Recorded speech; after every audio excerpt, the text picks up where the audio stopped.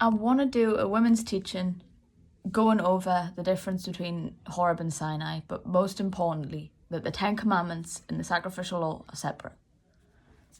There's a school trip going past the window, so if you hear screaming kids.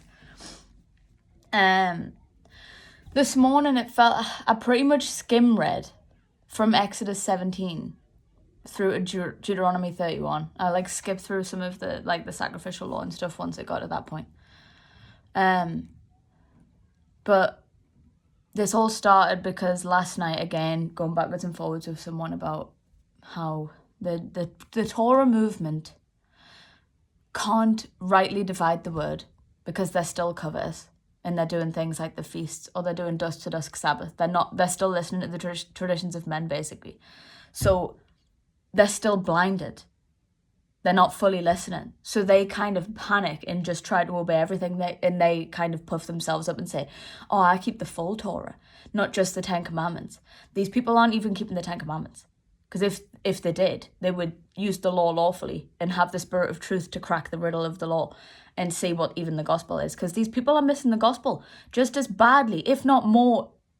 They're more poorly missing the gospel than even the Christians. Because they're adding burdens to people. So this is ambitious as well. My husband's took my little boy for a walk. And it's probably only going to be 20 minutes.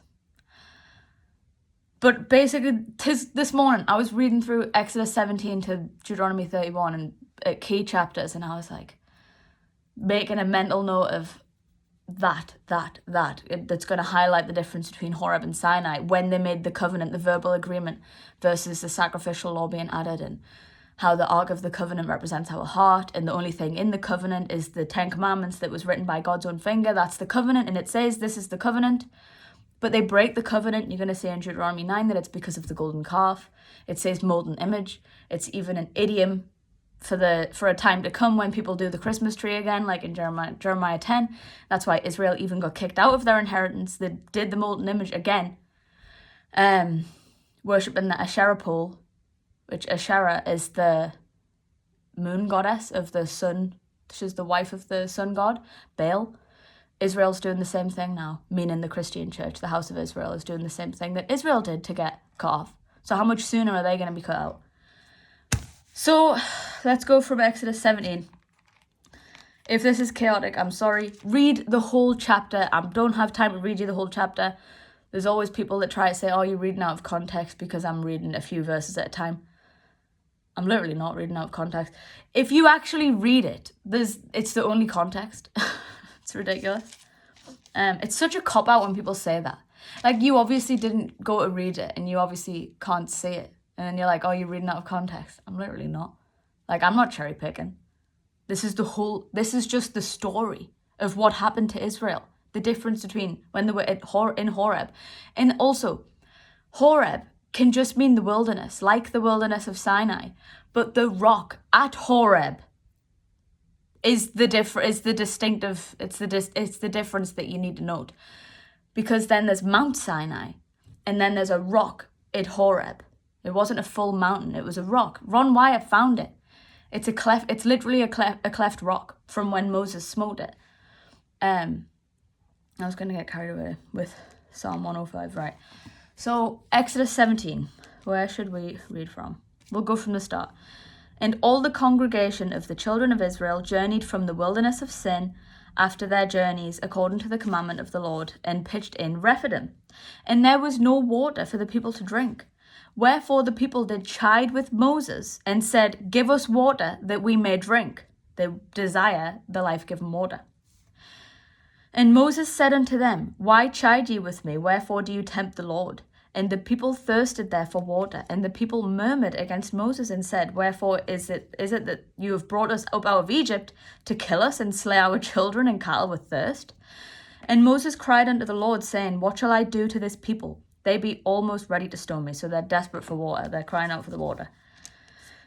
That's an idiom for the Ten Commandments. And you're going to say this. And the Lord said unto Moses, go on before the people, and take with you the elders of Israel, and thy rod wherewith you smote the river, take it in thine hand, and go.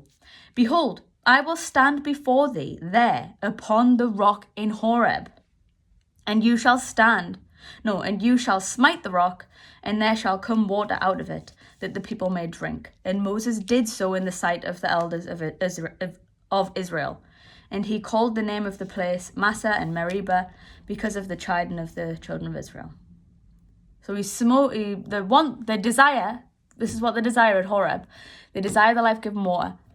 He hits the rock. The waters come out of it. It's a big idiom for the rock being the Messiah and the life-giving waters being the Ten Commandments. So if you actually go to 1 Corinthians 10,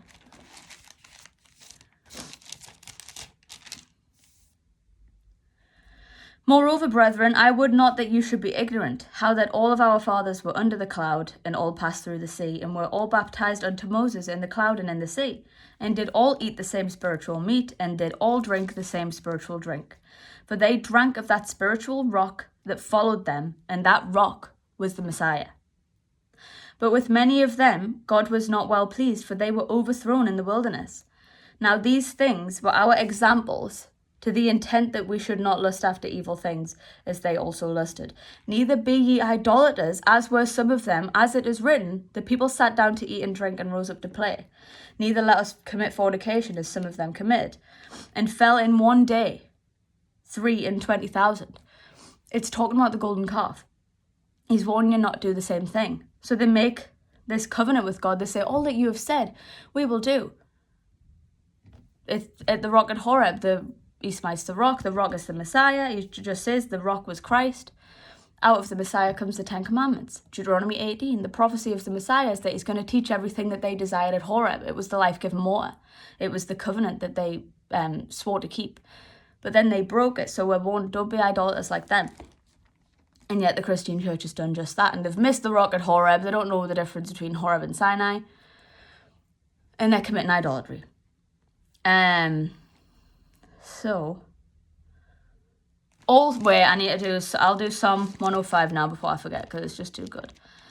It's interesting, because it ties together that that's where the covenant was made, because he remembers his servant Abraham. Psalm 105.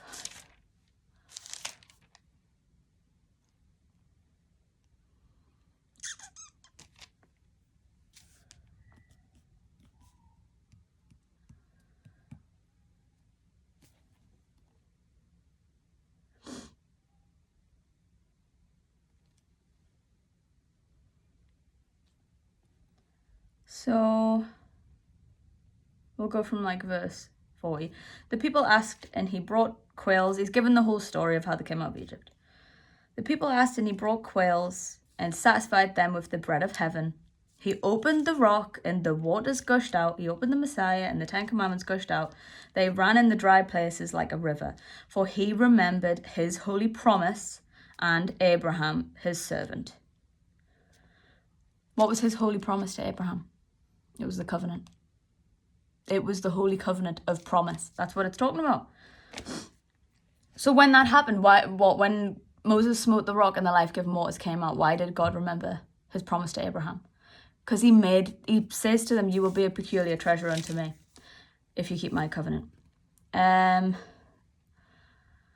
So we'll go to Exodus 19. In the 3rd month, when the children of Israel were gone forth out of the land of Egypt, the same day came they into the wilderness of Sinai. For they were departed from Rephidim, and were come to the desert of Sinai, and had pitched in the wilderness, and there Israel camped before the mount. And Moses went up unto God, and the Lord called him out of the mountain, saying, Thus shalt you say to the house of Jacob, and tell the children of Israel, You have seen what I did unto the Egyptians, and how I bare you on eagle's wings, and brought you unto myself. Now therefore, if you will obey my voice indeed, and keep my covenant, then you shall be a peculiar treasure unto me. If you keep the covenant that he remembered that he made with Abraham when the life-giving waters gushed out, if you keep that covenant, which is, we're going to find out, is only the 10 Commandments, if you keep that, you shall be a peculiar treasure unto me above all people, for all the earth is mine, and you shall be unto me a kingdom of priests and a holy nation. This is why Peter's talking about this. Peculiar treasure. It's in Titus as well, I think. Zealous for good works. These are the words. It's an idiom because he knows that Jacob, his servant, is going to clock on to the refreshing of the covenant, and that's what he's going to preach. It's the 10 Commandments. You don't preach sacrificial law. You don't preach, we obey everything that could possibly apply to us. Like farming laws and things like that. Like, come on, no. He wants you to keep the Holy Covenant, because if you do that, his Spirit can dwell with you. And you shall be unto me... And Moses came and called for the elders of the people and laid before their faces all these words which the Lord commanded him. And all of the people answered together and said, they say, when God says, are you going to keep my covenant and you'll be a peculiar treasure? And all of the people answered together and said, all that the Lord has spoken we will do. And Moses returned the words of the people unto the Lord. And the Lord said unto Moses, Lo, I come unto thee in a thick cloud, that the people may hear when I speak with thee, and believe you forever. And Moses told the words of the people unto the Lord. And then the Lord says to Moses, go and sanctify your people, keep the key of David, don't pollute yourselves with women, don't have sex for 3 days unto the Sabbath, cleanse yourselves. And then on the third day, they meet on the morning, because he says, be ready against the third day. And it's just established without even saying that they're going to meet on the morning, because the morning is the beginning of the third day. Dusk to dusk Sabbathers. This is ridiculous at this point. You're just ignoring it. Don't really need to go any further there. Let's go into Deuteronomy. Because we keep going back on ourselves, because it keeps retelling the story and adding more to it. So when you actually go into Deuteronomy, we'll go to Deuteronomy 4. We're going to see what is the covenant. And then at the end of Deuteronomy, you see what is the added law that was written by Moses, that wasn't written by God's own finger. And then you'll see why it is that the sacrificial law was added. I can't find Deuteronomy. Okay, Deuteronomy 4. We'll go from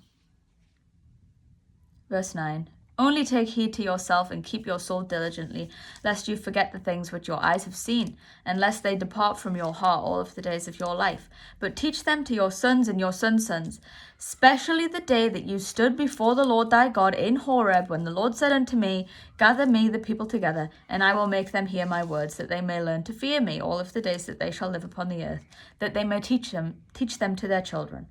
And you came near and stood under the mountain, and the mountain burned. Gather me, my people. Yeah, so they make the covenant, and then they come over and stand under the mount, waiting for for Moses to bring down the 10 Commandments. And by that time, they had already done the golden calf. It's just unreal. And you came near and stood under the mountain, and the mountain burned with fire under the midst of heaven, with darkness, clouds, and thick darkness. And the Lord spake unto you out of the midst of the fire. You heard the voice of the words, but saw no similitude. Only you heard a voice. And he declared unto you his covenant. Remember how he said in Exodus 17 that if you keep my covenant, you will be a peculiar treasure unto me? He declared unto you his covenant, which he commanded you to perform. Even 10 commandments. Even, it just means that is like delivering it, basically. 10 commandments, and he wrote them upon 2 tables of stone with his own finger. And the Lord commanded me at that time to teach you the statutes and the judgments for going over into the land. So the statutes and the judgments for them being in the land, that is actually separate. That's separate from the covenant. The covenant is eternal, because he knows they're not going to always be in the land. We're not in the land right now. We don't have statutes. It's not the same thing. Like, we can't live exactly how God would want us to live when we are in our inheritance. Again, I can't just go and read all of it. I can't read it all. It even goes on to say, in the latter days, when you're in tribulation, if you remember this covenant, the 10 Commandments, and keep them, he'll have mercy on you even then. Not if you keep sacrificial law and wear tzitzits in the tribulation. He says keep the covenant. Deuteronomy 5. And Moses called all Israel and said unto them, Hear, O Israel, the statutes and judgments which I speak in your ears this day, that you may learn them and keep them and do them. The Lord our God made a covenant with us in Horeb. The Lord made not this covenant with our fathers, but with us, even us who are all of us here alive this day. The Lord talked with you face to face in the mount out of the midst of the fire. I stood between the Lord and you at that time to show you the word of the Lord, for you were afraid by reason of the fire and went not up into the mount, saying, I am the Lord thy God, which brought you up out of the land of Egypt. You shall have, this is what he says, you shall have none other gods before me. You shall not make thee any graven image or any likeness of anything that is in heaven above, or that is in earth beneath, or that is in the waters beneath the earth. You shall not bow thyself down to them, nor serve them, for I the Lord am a jealous God, visiting the iniquity of the fathers upon the children unto the third and fourth generation of them that hate me. If you make a graven image, aka a Christmas tree, you hate God to his face. And he recompenses the sins unto the children of the third and fourth generation. So America's running out for when they made Christmas fully legal. And showing mercy unto them that love me and keep my commandments. You shall not take the name of the Lord thy God in vain. Keep the Sabbath holy. Honour thy father and thy mother. Thou shalt not kill. Thou shalt not commit adultery. Thou shalt not steal. Thou shalt not bear false witness. Thou shalt not covet anything that is thy neighbour's. These words the Lord spake unto all of your assembly in the mount, out of the midst of the fire, of the cloud, and of the thick darkness with a great voice. And he added no more to the 10 Commandments. That was the covenant. He added no more. It's worded like that so that you can read it line upon line with Galatians 3:19 and not trip up over the fact that Paul, thinking, Paul must be getting rid of the 10 Commandments. No, the written law by Moses, the added punishment was added to the 10 Commandments because they transgressed with the golden calf. The promise of the Messiah was that he was going to come and refresh the covenant, rid the sacrificial law, and teach the holy covenant. He's going to take us back to Horeb instead of Sinai. They touched the mount. Don't touch Sinai means don't blend sacrificial law. And he wrote them in 2 tables of stone, and he delivered them unto me. He added no more to the 10 Commandments. And it came to pass, when you heard that out of the midst of the darkness, that you came near unto me, even all the heads of your tribes and your elders, and you said, Behold, the Lord our God has showed us his glory and his greatness. I'm just going to try and skip down. Verse 28, and the Lord, this is what Israel was saying to Moses about what they heard of the covenant. And the Lord heard the voice of your words when you spake unto me. And the Lord said unto me, I have heard the voice of the words of this people, which they have spoken unto thee. They have well said all that they have spoken. They agreed to keep the covenant. He says they've well spoken. They've agreed. And then he says, oh, that there was such an heart in them, that they would fear me, and keep all of my commandments always, that it might be well with them and with their children forever. But they didn't. That's why he's saying, oh, that there was a heart in them to just have kept that covenant and have been that peculiar people. But they sinned with the golden calf. So sacrificial law was added. Why are you putting yourself under sacrificial law now? The Messiah came. The whole promise was that he would teach the 10 Commandments so that God can dwell with you, so that you can be the temple. The 10 Commandments were written on 2 tables of stone and put in the Ark of the Covenant. Ark of the Covenant. Ark of the Covenant. The law written by Moses was put in the side of the Ark, not in the Ark, in the heart. It was in the side as a witness or a testimony against you until the Messiah came and got rid of it. Until he came and performed the mercy that ended the sacrifice. It's like, stop putting yourself under sacrificial law. Keep the 10 Commandments and you'll be set free. These people that are puffing themselves up, we keep whatever applies, we keep the whole Torah. You don't even keep the 10 Commandments, man, because you covetous and you blaspheme in the name of the Lord. You're saying he said things that he didn't say. That's not the spirit of truth. The spirit of truth rejoices in the truth and never in lies. So you've got, it even says, you shall observe to do therefore as the Lord your God commanded you. You shall not turn aside to the right or to the left. Don't go lawless like the house of Israel, and don't go legalist and adding stumbling blocks like the house of Judah. Blending sacrificial law that put themselves under the law because they can't accept the Messiah. Then you've got people accepting the Messiah or claiming to accept the Messiah that still put themselves under Jewish tradition or under the sacrificial law. It's just dumb. Messiah hates the traditions of men. He came to teach what was desired at Horeb. It was the life-giving water. The sacrificial law wasn't what they desired. That was the burden. And no, the sacrificial law isn't this horrible thing. When it's called a burden, it means it was literally, it was a yoke, it was a punishment. But when you just keep the covenant and you receive the Spirit of truth, the Spirit of truth cracks the riddle and you get all of this knowledge and prophecy and just the knowledge of God out of the law. But the going to the letter of the law and actually trying to apply it is what the burden was. We don't do that. We don't blend. We don't have to wear 100% cotton or 100% linen. We don't have to do that. That was the burden. Why would we have to focus on fleshly things now? The Messiah says, I judge no man according to the flesh. He judges you according to the 10 Commandments. Go and sin no more to the adulterous woman. He didn't stone her. He rebuked her. He said, stop adultering. So, I'm only at Deuteronomy 6. I always do this. It's like, whenever I sit at this window, I know it's because I'm going to be doing a lot of reading. Oh my goodness. Richie and Caleb are back, but he looks so cute in his little hat. I'm probably going to have to do a part 2 at some point. The covenant's the 10 Commandments. It was put in the Ark of the Covenant. The sacrificial law was added and put on the side as a testimony against Israel. I'll come back and do another part another time, but